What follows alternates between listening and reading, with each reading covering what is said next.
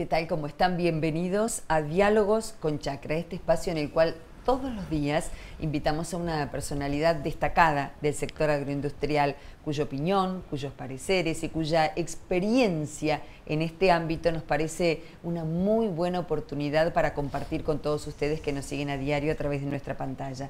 Es un verdadero gusto presentar a quien nos está acompañando hoy. Se trata de Miguel Schiaretti, director ejecutivo de Cadif y presidente de SICRA. ¿Cómo está? Gracias por estar. No, para mí es un gusto estar acá. Siempre es bueno charlar con una periodista que conoce el sector. Bueno, muchas gracias. Vamos a comenzar por, si no le parece mal, la actualidad caliente, el hoy. ¿Cómo está la situación de la industria frigorífica hoy en la Argentina? Me refiero desde el punto de vista del volumen de producción y por otro lado del tema de los costos de la industria. En realidad deberíamos separar los dos sectores industriales que en la Argentina por ahora están bastante bien diferenciados. Uno la exportación, el otro el consumo. La exportación, si bien el gobierno nacional ha intentado ayudarla y comprometerse y ha cumplido con los anuncios de campaña, ha como se llama, liberado el tipo de cambio, cosa que necesitaba el sector, ha quitado las retenciones a las exportaciones, ha reimplantado el reintegro a las exportaciones en el 3,5 al 4% y es más, ahora las ha hasta aumentado 1,8%. Con todo esto que hizo el gobierno nacional, con una sensibilidad extrema, diría yo, no alcanza a compensar el aumento de costos en dólares que ha tenido la industria frigorífica, ya sea por el valor del novillo medido en dólares, hoy está a $1,70 el kilo vivo, cuando en cualquier país competidor de la Argentina está cerquita del dólar, y los costos de todos los insumos, mano de obra, insumos eléctricos, insumos industriales en general, medidos en dólares están muy por encima de los que están en el resto del mundo. Esto hace que la Argentina siga siendo un exportador, porque la carne argentina sigue teniendo el prestigio que sigue teniendo, pero con enormes dificultades para poder competir con los países productores. Vemos, para tratarlo así rápidamente, el tema Brasil, que ha emergido hace 20 días atrás, un lamentable hecho que se dio para la industria alimentaria en su conjunto, que daba la sensación que los países compradores iban a reaccionar muy fuertemente con restricciones a las importaciones desde Brasil, cosa que no ocurrió porque Brasil es el que provee el 20% del comercio mundial de carnes y es muy difícil de suplantar semejante participación en el mercado internacional de esta manera, y eso iba a generar sin ninguna duda, si se retiraba del mercado internacional, fortísimos aumentos de precio que creo que ningún país está en condiciones de absorber. Le pido un paréntesis aquí. Usted de la visión que indicaba que esto podía ser beneficioso para la Argentina, o de aquellos que pensábamos, y me incluyo, que cualquier hecho de esta naturaleza para la región resulta negativo porque es una imagen negativa que nos genera? En ese momento yo fui bastante requerido, toda esa semana fui bastante requerido, y en principio mi primera opinión es: ningún evento con productos alimenticios le hace bien a nadie, a ningún país y a ningún sector que produzca alimentos. El consumidor, en principio, aunque esté lejos de donde consume, siempre mira con desconfianza, siempre tiene una pequeña retracción en cuanto al producto se refiere. Por un lado. Por otro lado, yo suponía que la Argentina podía beneficiarse de esto si las restricciones de los países compradores, le hace China, le hace Chile, que son dos mercados muy importantes para la Argentina, hubieran sostenido en el tiempo estas restricciones. Como no fue de esta manera, para la Argentina es casi intrascendente. En esa primera semana hubo consultas desde los dos mercados importantes, pero eran consultas, y que solo lograrían cristalizarse si las restricciones a la importación de productos brasileños en esos países hubiera sido prolongada. No lo ha sido, Argentina seguirá trabajando lentamente para recuperar el mercado, pero hay dos limitaciones fuertes. Una es que no tenemos animales lo suficientemente pesados como para llegar a mercados de valor, léase Unión Europea. Todavía seguimos trabajando para intentar abrir efectivamente Estados Unidos, que también requeriría un animal pesado. Y por un lado, y por otro lado, la Argentina no tiene un volumen importante de carne, si bien está recuperando el stock ganadero, no tiene todavía un aumento de la producción de exportación tan fuerte como para poder abastecer los mercados.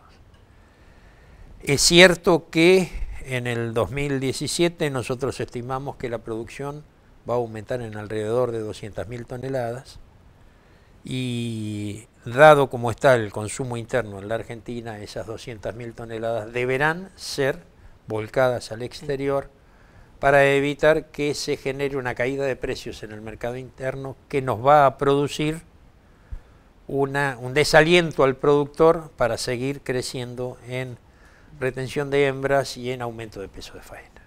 ¿En qué orden se encuentra hoy? Se conocía en las últimas horas el último informe de CICRA. ¿En qué volumen se encuentra hoy el consumo interno per cápita anual? Si lo tomáramos en función de los números oficiales, con las planillas y los datos oficiales, podríamos hablar de un aumento de 68, de un aumento, sí, de casi 3,5% a 68,5 kilos. Lo que pasa es que si tenemos en cuenta que las últimas inspecciones del azúcar, organismo que se recreó, era la vieja ONCA, que afortunadamente se ha recreado, y vemos el peso de faena de livianos, está entre 15 y 20 kilos por debajo del mínimo peso de faena, y esos kilos están mentidos en las planillas. Con lo cual nosotros estimamos que la producción alcanza a generar carne como para que los argentinos comamos alrededor de 2 kilos menos que los que están apareciendo en los papeles. Nosotros estamos obligados, para seguir una serie de estadísticas, a manejarlos con los números oficiales, pero no podemos mentirle a la gente diciéndole estos son los números, cuando efectivamente sabemos que la faena de livianos es muy importante en la Argentina y que se mienten muchos kilos. Creo que este es uno de los temas a solucionar por el sector. El producir animales tan livianos no es un negocio ganadero, es un negocio financiero, es un negocio de aquel que compra terneros de 160, 180 kilos, los compra a 60, 90 días, los engorda durante 90 y entonces terminan faenando animales muy por debajo de los 300 kilos mínimo, porque si no se pasan de grasa. Y entonces se castiga el valor. Ahora, han encontrado en inspecciones animales, medias reses de 50 a 55 kilos. Si uno hace esa cuenta, quiere decir que están matando prácticamente de destete animales de 180 kilos. Es realmente un despropósito económico sacrificar un animal al cual le caben 300 kilos más de carne. ¿Cómo analiza usted hoy el mercado interno? En términos generales, Copal, por ejemplo, habla en materia de consumo de alimentos de un estancamiento de los volúmenes, es decir, no se ha recuperado el consumo de alimentos en términos de volumen en los primeros meses de este año. En lo que hace a la carne en particular, usted me habla de un incremento porcentual, pero ¿cómo evalúan en el futuro inmediato? Lo que nosotros tenemos absolutamente claro es que la carne vacuna no va a recuperar los valores que tuvo en el pasado, de 90 a 95 kilos por habitante por año, exclusivamente porque los argentinos cambiamos los hábitos de consumo. En la Argentina se comen más de 120 kilos de proteína animal. Esto es, ya creo que no podemos hablar más de consumo de carne. Nosotros hablábamos de carne y la carne era vacuna. Hoy debemos hablar de consumo de carnes o de proteína animal. Los argentinos hoy consumimos más de 124 kilos de proteína animal, compuestos de 65, 67 kilos de carne vacuna, 46 kilos de pollo, y ya estamos en los 100, consumimos 16 a 18 kilos de cerdo y se consumen 8 kilos de pescado y 4 kilos de ovino. Lo de ovino es lo oficial, lo faenado oficialmente. Todos sabemos que en el campo se consume ovino, es casi el consumo cotidiano de la gente que está radicada en el campo, que no pasa por ninguna estadística porque es el cordero o el capón que se faena en la estancia y se come en la estancia. Usted habló de que se ha recreado el azúcar, cosa que es absolutamente así, ¿verdad? Se ha recreado también una mesa de ganados y carnes. Sí, son dos cosas distintas, Sí, sí. y dos cosas distintas que se juntan en un objetivo común. Es importante esto. Se ha creado una mesa de ganados y carnes hace 2 años, que viene trabajando de manera muy armónica, y ahí sí tenemos una mesa de carnes, todas las carnes, están los pollos, están los ovinos y están los cerdos, y realmente es muy importante y es también apoyo ideológico y económico de lo que está haciendo la Subsecretaría de Control Comercial Agropecuario por medio del cambio de sistemas en la fiscalización en el mercado interno. Yo, que fui vicepresidente de la Junta de Carnes en el año 90, puedo decir que este sistema que se está implementando ahora es lo más importante que ha ocurrido en los últimos 30 años. En algún momento, allá en los 90, intentamos hacer algo parecido a esto, pero la tecnología no nos dejó llegar a una cosa como esta. No sé si habrá gente que recuerde los famosos decanatos. Había que pagar cada 10 días un pago a cuenta de los impuestos y todo esto, pero claro, la picardía o la mala fe de los operadores del mercado hicieron que se falsificaran los documentos de pago, que se le pagara a un cajero para que pusiera un sello en un comprobante que no existía, y se presentaba, como todo el control se hacía sobre papel, era imposible después corroborar si eso estaba depositado o no, y bueno, terminó como terminó, desacreditando totalmente el sistema, con juicios importantes para algunos operadores. Hay un operador famoso en la Argentina que se llama Alberto Samit, que todavía tiene pendiente un juicio por 9 millones de dólares del año 91-92, precisamente por evasión tributaria. Un sobreseguimiento que se volvió para atrás.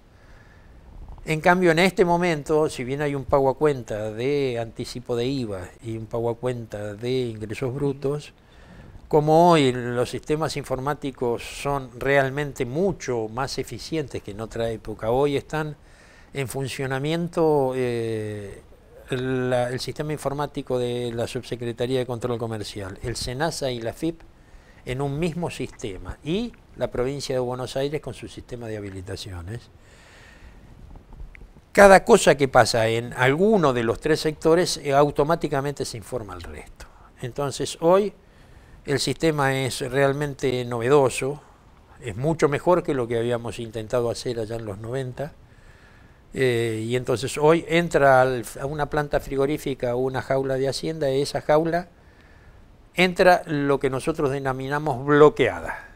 Es decir, no se puede faenar, no se habilita la lista de faena si previamente no se paga el anticipo de IVA y el anticipo de ingresos brutos a través de un BEP que se genera automáticamente desde una computadora y se paga desde cualquier cuenta corriente. Hace muy pocos días estuvo aquí Marcelo Rossi conversando con nosotros. Ajá. Y aprovecho y me corro del tema específico de la carne, porque en ese momento él decía, bueno, independientemente de los avances que estamos logrando, que es la primera parte, que vamos por más, asumo que es necesario, como dijo el ministro de Finanzas, Dujovne, es necesaria una reforma tributaria integral en la Argentina. ¿Qué opina usted al respecto? Es imprescindible una reforma tributaria integral, absolutamente imprescindible, porque si bien hacemos el esfuerzo, y la provincia de Buenos Aires ha hecho el esfuerzo de bajar de 1,75 a 0,5 el impuesto de ingresos brutos para la faena, no ha modificado la venta minorista, y entonces esa venta minorista es el 3,5 al 5% del valor del producto, que no solo encarecería si se pagara el producto al consumidor, sino que hace que el carnicero, que es normalmente un monotributista, que a las primeras semanas ya terminó con su volumen de ventas posible, es decir, no podría ser un monotributista. Hay todo un sistema para solucionar que estamos trabajando junto con Marcelo Rossi y Alberto Abad para ver cómo reformamos, reconfiguramos la venta minorista de alimentos para que esto no ocurra y para que la industria pueda facturarle a quien efectivamente vende el producto. Lo llevo ahora a la coyuntura, las inundaciones, la lluvia, y claro, el título, la portada, el tema es: se cosechó solo el 30% de la soja de una campaña, se espera sea muy importante. Pero también más abajo, en la volanta o en el desarrollo de la nota, hay campos que tienen que mover sus haciendas con el costo que esto implica, la alimentación. ¿Qué incidencia tendrá, cree usted, en el corto plazo en materia de precios y de provisión? Espero que estas lluvias terminen ahora. Cuando digo terminen ahora, terminen hoy, lunes, que efectivamente terminen y tengamos 20, 30, 40 días de seca, porque los campos están absolutamente saturados. En los lugares donde llovió menos, llovió 100 milímetros, y realmente hay enormes problemas para levantar la cosecha, como decía recién, y seguramente aquel que no tiene reserva forrajera va a tener problemas de alimentar a su ganado. Hay zonas donde realmente los problemas son serios, muy serios. La Pampa es uno de ellos. Me contaba el otro día Chito Forte, el presidente del IPCBA, le llovieron 280 milímetros en General Pico, 280 milímetros en 2 días. Es realmente una enormidad. Hay lugares donde hay 2 metros de agua. Es decir, ahí los problemas son muy serios, sobre todo en zonas como esas donde el agua tiene que evaporarse. No hay canalización, ni como son bajos se hacen y ahí quedan en el bajo. Y van a quedar durante todo el invierno. Va a ser complicado, este invierno va a ser complicado. Esperemos que no sea tan malo como se prevé hoy. Uno siempre, como yo también soy productor agropecuario, soy optimista por naturaleza. Yo siempre creo que nos va a ir mejor de lo que nos termina yendo, pero me parece que si tenemos la suerte de que por 40 días no llueva, el problema va a ser menos grave. Yo le preguntaba al principio por los costos de la industria para el mercado interno, para el mercado externo, y ahora le pregunto, usted es productor, hablando con dirigentes agropecuarios en este mismo espacio, esencialmente pecuarios, nos decían: este es el año de mirar y cuidar los costos más que nunca, porque nos recompusimos, pero los costos son demasiado altos. ¿Qué opina usted? Los costos son muy altos, los costos han aumentado mucho, pero tenemos que tener presente que el año pasado, en 2016, los precios del ganado fueron por encima de las expectativas, y la retención de vientres generó un aumento de precios muy fuerte, las expectativas lo generaron. La faena de hembras llegó al 40%, pero ya hace 4 meses que estamos en el 43%, es decir, al no haber una posibilidad cierta de salir a exportar de manera competitiva, el productor ha empezado a dejar de retener hembras, y todavía no le ha aumentado, todavía no encontró un diferencial de precio entre el animal liviano y el animal pesado como para aumentar el peso de faena y llevar sus animales a los 450, 500 kilos. Entonces, estamos en un momento crítico en ese aspecto, en el cual si tenemos problemas con los precios internacionales y no podemos salir a exportar seriamente, por ahí empezamos a dar un paso para atrás. Yo entiendo que no. Las expectativas de aumento de las exportaciones este año son fuertes. Si miramos marzo, aunque todavía no estén los datos, da toda la sensación que ha aumentado entre el 25 y el 30% las exportaciones. Nosotros creemos que de acá a fin de año Argentina, en lugar de exportar las 220.000 toneladas que exportó el año pasado, va a llegar a las 300.000 toneladas. Esto va a ser muy importante sin ninguna duda porque va a reforzar el espíritu y la expectativa favorable para la producción. Una pregunta más antes de la despedida. Durante los últimos años, por lo pronto, se habló mucho y muy fuerte en distintos ámbitos, aunque no fueran en los ámbitos ganaderos específicamente, acerca del desplazamiento de la ganadería por parte de un cultivo al cual se demonizó claramente, que fue el de la soja. Hoy, con este mapa de la República Argentina, ¿los productores ganaderos pueden seguir trabajando sin inconvenientes? A ver, en principio yo nunca creí en el traslado de la hacienda de la provincia de Buenos Aires o de Córdoba o de Santa Fe a ningún lado. Si uno mira el stock vacuno de las provincias ha sido siempre el mismo. Lo único que ha ocurrido con esa hacienda es que ha ido a lugares menos aptos. Ha ido a los bajos, digamos. Y se le ha producido, se le ha generado, se le ha sembrado para tener cereal, para tener, entonces no hubo traslado de hacienda. Lo que sí hubo, y es importante que sea y que siga creciendo, es un aumento porcentual, escuchemos bien el término porcentual. La ganadería en el NOA creció el 25%, sí, pero el 25% de un stock muy chiquitito. Es decir, hubo crecimientos espectaculares desde lo porcentual que no tuvieron una incidencia muy fuerte en el número total del stock.